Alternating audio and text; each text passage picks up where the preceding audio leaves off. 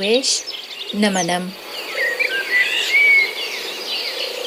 په ځنګل کې د غرمې مهال دی. شوخکه بیزوګۍ وږې سوه او شاوخوا یې په خوړو پسې کتله چې ناببره یې سترګې پر برابرې سوې. سملاسي یې ور ټوپ کړ.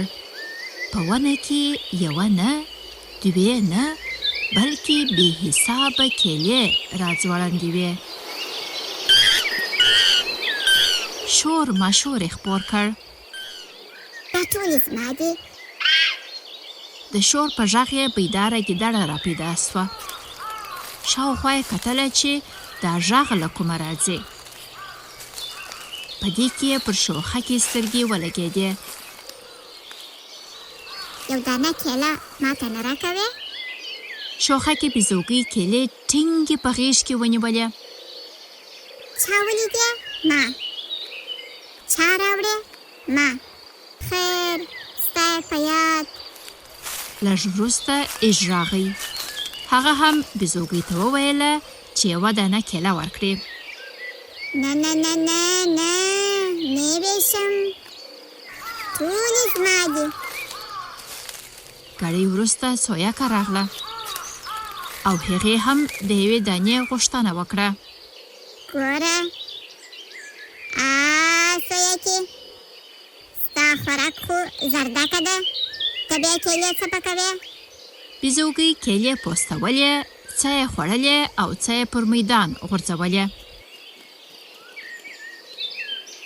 هغه و چې ناببره یې پښه وشویده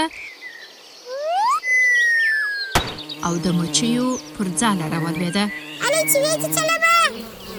مچۍ هم په غوسه سوې او په دې پسې سوې. له ویرې یې ډنډ ته ور ټوپ کړ. تر هغو هلته پټه وه چې مچۍ له هغه ځایه ولاړې. له ډنډه چې راووتله نو لنده خیشته وه. سخته پښیمانه وه. که یې کیلې ویشلې وای او پوستکي یې په خځلدانۍ کې اچولي وای، نه به یې میدان چټلوی او نه به دا د کیلې پر پوستکي ښویېدله. که ګوري چې له لرې ایژ را روان دی او د مځکې د توتو ټوکرۍ یې په لاس کې ده. بیزوګۍ ته یې توت ورکړه.